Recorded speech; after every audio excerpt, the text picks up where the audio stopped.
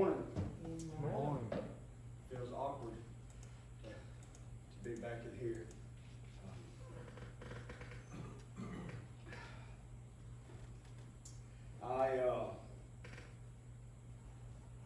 God gave me a message a while back, and I've been wondering what it was for and when it was for. And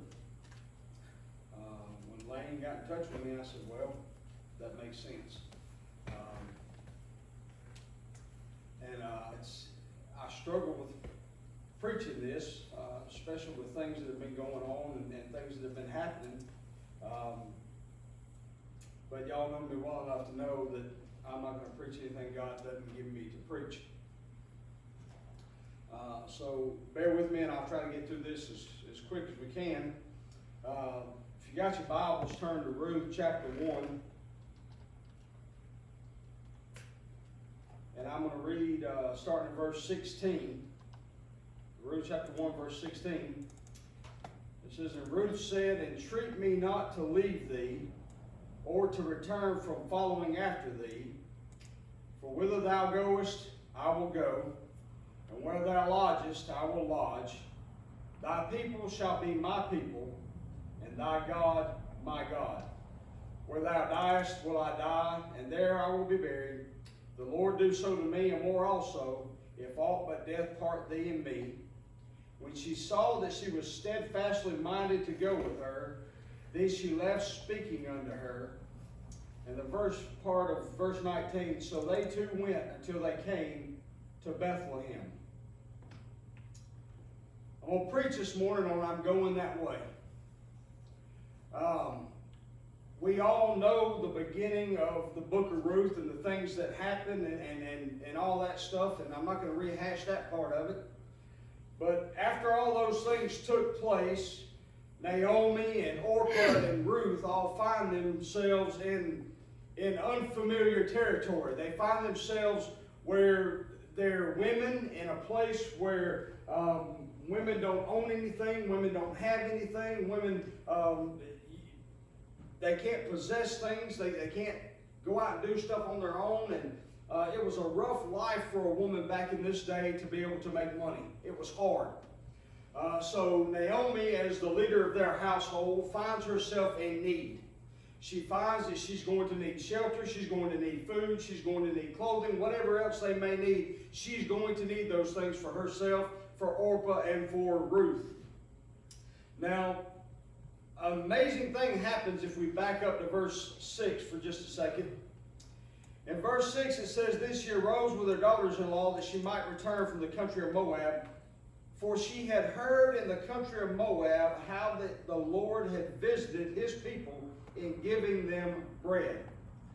Now, they came from Bethlehem, Judah, for whatever reason. It doesn't tell us why Naomi's husband moved them over to Moab. But all of a sudden, now that she's found herself in need, word has gotten back to her that in her homeland in Moab, or in back in her homeland of Bethlehem, Judah, that God has met with his people and he started providing the needs for his people. So in her need, and as often as in our need, when new needs come up in our lives, new needs lead us to new journeys.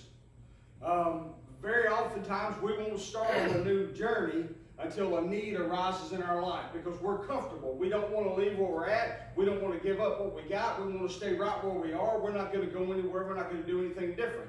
But a need's arisen here, so now they have to take a journey. They have to go somewhere.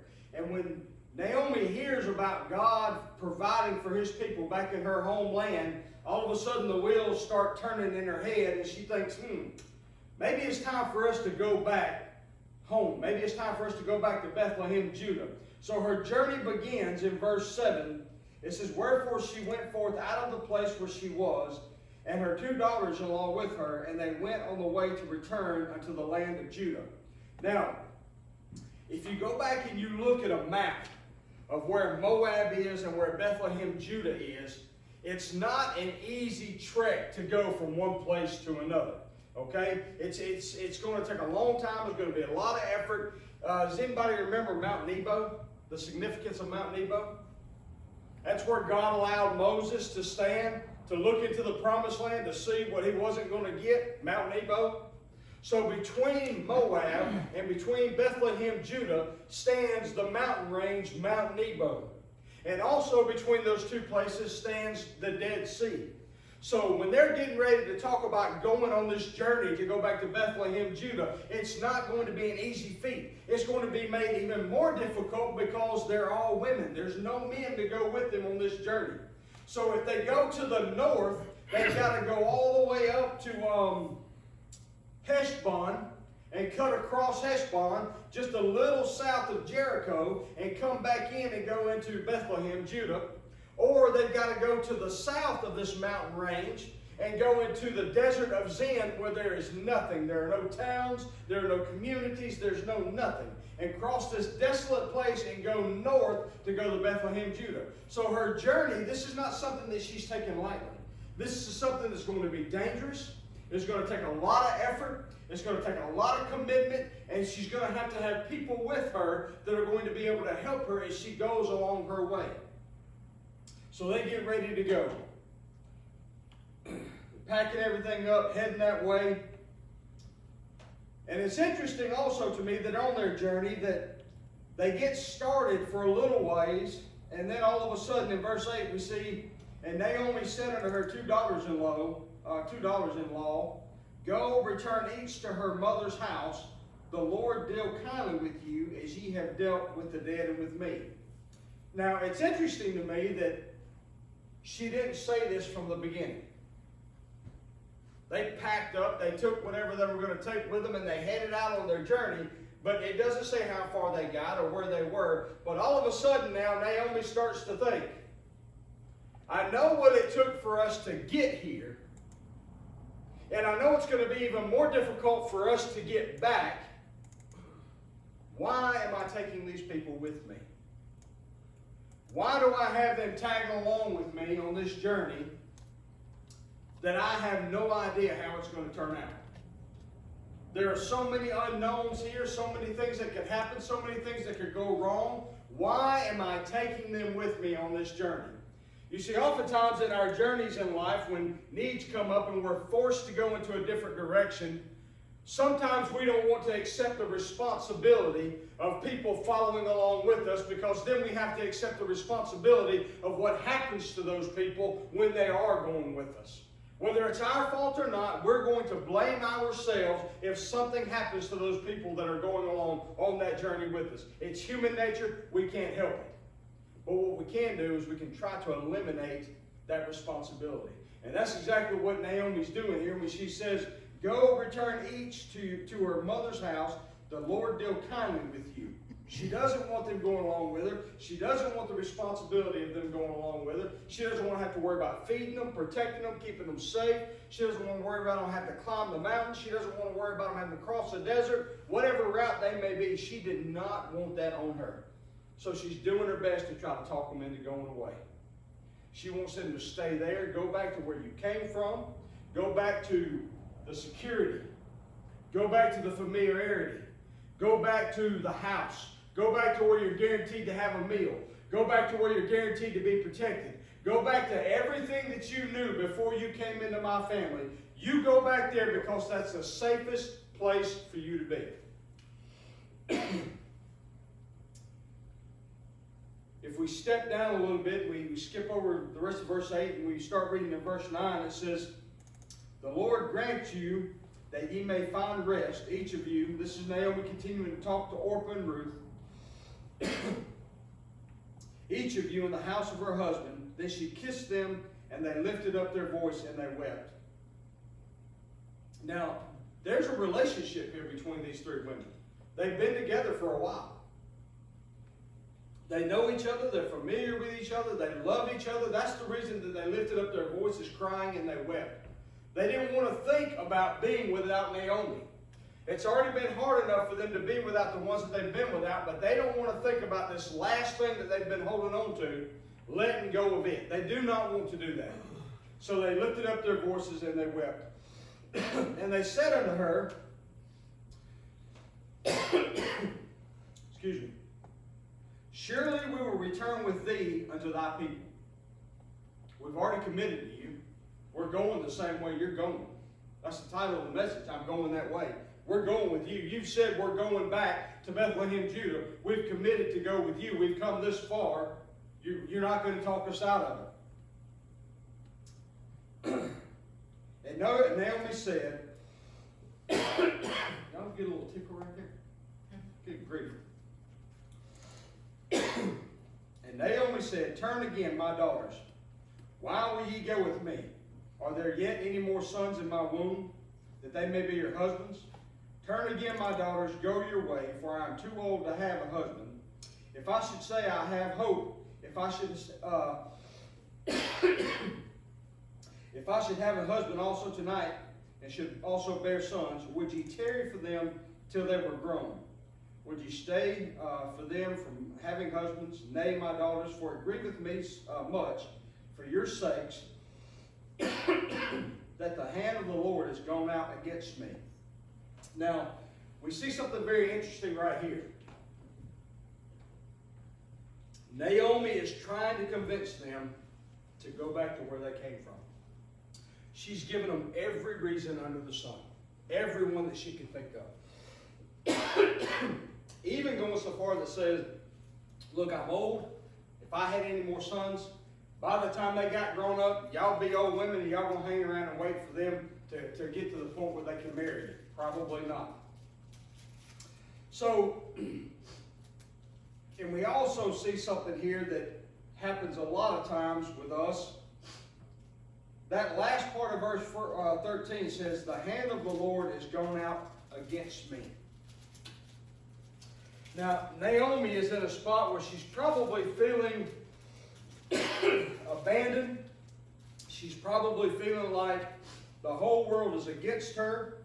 She's probably feeling like nothing can go right no matter what she does. And here she is on this journey, getting ready to go, and she does not want to be able to harm anybody that's going with her. So she's trying to talk them into going away. Go back to what you know. I don't want this to happen to you. I don't want tragedy to come to you. I don't want starvation to come to you. I want you just to go back where you came from. And in verse 14 is where we really get into the part of the message that I want to get to this morning. It says, and they lifted up their voice and wept again. Both of them now, Orpah and Ruth, both weeping. Now, and then Orpah kissed her mother-in-law as a term of endearment. Thank you.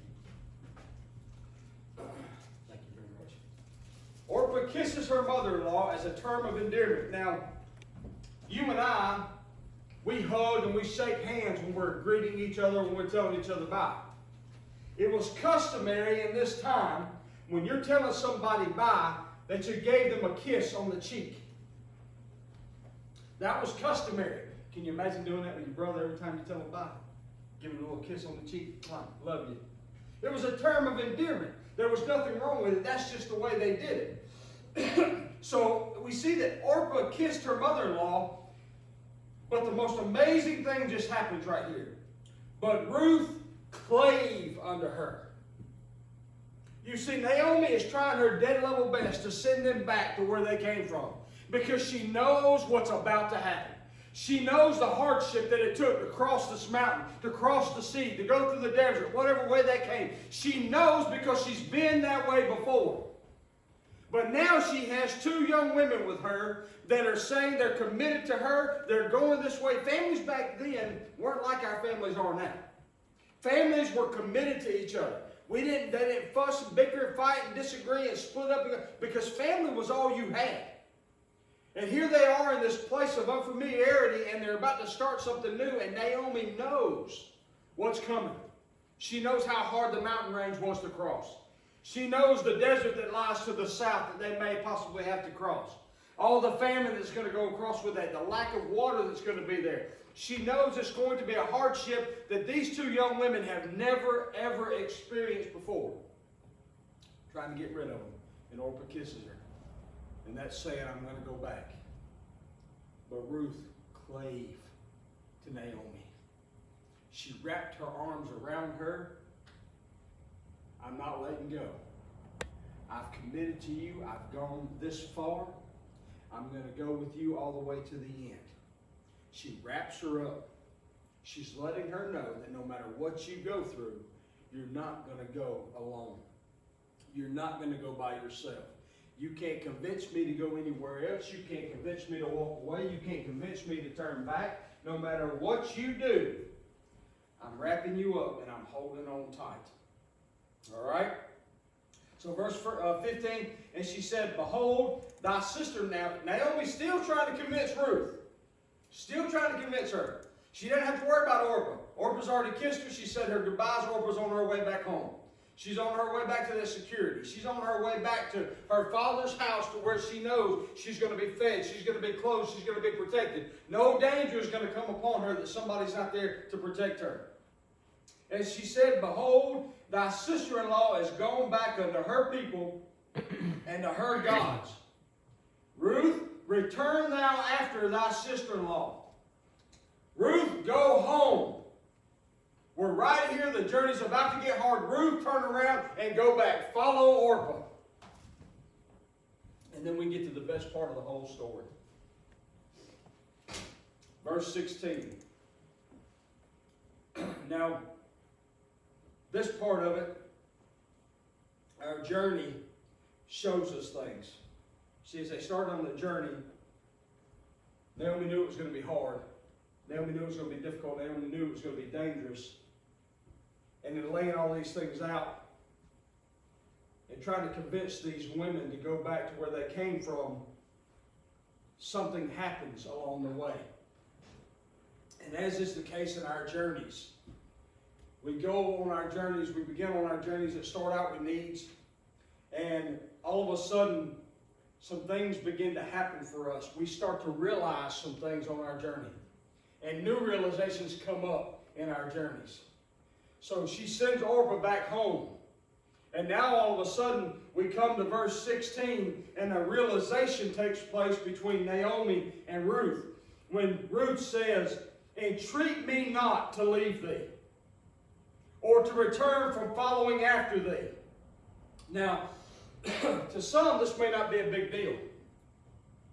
But when you know you have dangerous times ahead of you, when you know you have uncertain times ahead of you, when you know that you're going to be crossing a mountain range, when you're going to be crossing a sea, or possibly when you're going to be crossing a desolate place like a desert to the south, depending on which way you went, when you know you're going to be crossing stuff like that, these are not just idle words spoken by Ruth. These are something the Bible says Ruth clave to Naomi, which means there was no convincing that was going to send her any other way. And Ruth is saying here, entreat me not to leave thee, or to return from following after thee, for whither thou goest, I will go. No matter if you cross the mountain, no matter if you cross the sea, no matter if you decide to go across the desert, I'm going to be right beside you walking the whole way, because you cannot make this journey alone. None of us can. Wherever we are in our lives, whatever needs have brought us to the journey that we're on, we cannot walk this journey by ourselves. Somebody has to be there with us that's going to walk there. We need somebody that's going to say to us, for whither thou goest, I will go. And where thou lodgest, I will lodge. And that's what she's saying to her. No matter what happens, no matter where we go, I will follow you all the way. I'm not giving up on you. I'm not walking away from you. Because if we're on our journeys, from wherever we're going to wherever God has taken us, and we try to walk those journeys by ourselves, we are guaranteed, y'all listen to me, we are guaranteed failure at some point in time. Guaranteed. Because there are dangers that are waiting and lurking around the corner for us that we couldn't possibly even fathom. Because here's what's going to happen. If Naomi is to go on her own little journey all by herself and let Ruth and Orpah go away. Now listen, I'm going to throw some Jamesisms in here, okay? Imagine, if you will, Naomi's by herself and she starts climbing this mountain. She gets halfway up, she gets tired. So she decides to rest. Then all of a sudden she starts back and she slips and she falls and she hurts her leg. There's nobody there to splint that leg. There's nobody there to help her up. There's nobody to help her, give her a shoulder to lean on when she has to limp all the way up it. This is not a small mountain range. Now keep in mind, this mountain range, Mount Nebo, is large enough that the Bible tells us that Moses, this is where God took Moses so that he could look out over all Canaan to see what he was not going to get. That's where God took him. So this is a high place. It's not an easy mountain range to cross over. So if she goes and she gets hurt and she's by herself, what do you think the chances are that she's going to keep pressing forward to keep climbing that mountain? Because she's only halfway there. She's still got to cross the peak and come down across the other side and then go across the sea until she gets to where she's going. That's a long journey to make by yourself. That's a long journey of uncertainties to make by yourself. When you don't know what's going to happen. Let's say somebody came up against her that's dangerous. And all of a sudden she finds herself in a threatening situation. What can she do by herself? She becomes a victim. If we try to do things on our own, we become victims to the world. We become victims to the snares of Satan. We become victims for everything that wants to come up against us and tell us that our walk, our journey as a child of God is not going to be fruitful where we're going. And that's exactly what would happen. But you see, in divine wisdom, divine revelation, divine foresight, God made it to where Ruth would say, wherever you going, I'm right there with you. Wherever you sleep at night, I'm going to sleep right there with you. She goes so far as to say boldly that I'll be with you until death separates us. And I'm going to go all the way with you. No matter what happens, I'm going all the way. So when I tell you that a realization took place, now all of a sudden Naomi knows I got somebody with me that's going to be here no matter what we go through. I got somebody here with me that's going to help protect me, that's going to help feed me, that's going to help clothe me, that's going to follow me along my journey no matter how hard it gets, no matter the obstacles we face, because they're facing some big obstacles, folks. They're facing a big mountain range. What's the mountain range in your life this morning? What do you have that you need to cross? What do you have that you need to pass over? What do you have that you have to go through and you're trying to do it all by yourself without your Ruth on your side? Because you see, we have a world full of Orpahs. There are Orpahs on every corner. They will talk a good game and they will be there by your side until the thick of it starts happening, till the rough starts going on, till tragedy starts coming, until trials start coming, until you have to climb those mountain ranges and cross those seas. Those Orpahs are all over the place. But did you notice how easily Orpah was convinced to go back to her homeland? It didn't take much at all. Naomi said, you just need to go on back. And I imagine Orpah probably started thinking about some things. She probably started thinking, you know what? I've been looking at this mountain range my whole life from my hometown of Moab. My home country of Moab. I've been watching this thing. This is a high mountain. And I know that based on how Naomi's told me where Bethlehem, Judah is, we got to cross this thing. And there's probably some other things we've got to cross to get on the other side. I think I will. I think I'll kiss Naomi and I'll just go back to the house. It didn't take much to convince Orpah to go back. We've got a lot of Orpahs in our life. They serve a purpose. They have a position to be in our lives, no doubt. But when it comes time for us to step into the journey that God has opened the door for us to go into, we need to send the Orpahs in our lives back home. They have no place in our journey, none whatsoever.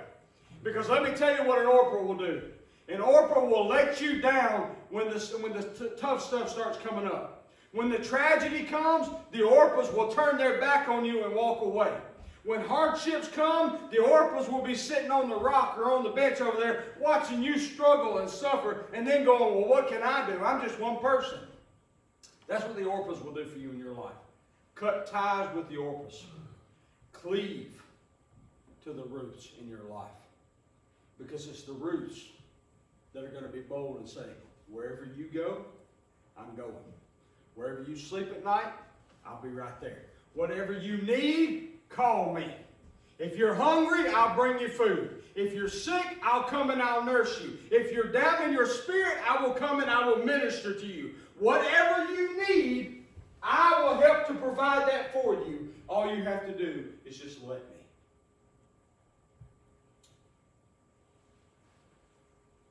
And out of that realization right there comes the relationship, the bond. Now, Ruth and Naomi were already close because it was a mother-in-law and a daughter-in-law. But something happens when that commitment is there. And I don't want you to think that that commitment was in words only, because it wasn't. If we look in verse 18, it says, when she saw, Naomi, when she saw that she was steadfastly minded, speaking about Ruth, steadfastly minded means she wasn't going to change her mind no matter what. It's kind of like when you two are fighting over the Xbox, one of y'all ain't going to give it up. Your mind's made up. You're not going to turn loose the control. You know what I mean? You're steadfastly minded. That's what that means. I'm not turning this loose. When Naomi saw that Ruth was steadfastly minded to go with her, then she left speaking unto her. She knew it wasn't going to do any good to say anything else. Their relationship all of a sudden just took a big turn. They went from just being mother-in-law and daughter-in-law to now all of a sudden they've almost become one person because of the commitment that has just been made by Ruth to Naomi. Wherever you go, I'll go. Wherever you lodge, I'll lodge. Your people are my people. Your God's my God. You and I become one. We're on the journey together as one. We'll go through the trials together as one. We'll go through the tragedies together as one. And when we come out on the other side, when you look to your side, you're going to see me standing right there next to you. I will not leave you. I'll be right there. That relationship is beginning to get so strong. That's why we need some Ruths in our life. We need people that will stand beside us no matter what goes on.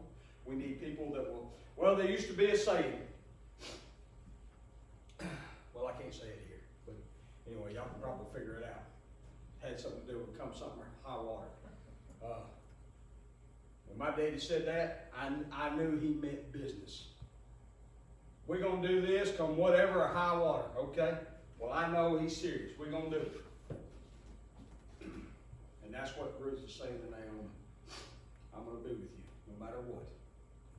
And that relationship is so strong. And they bond together. And that's something that we have to have in our lives.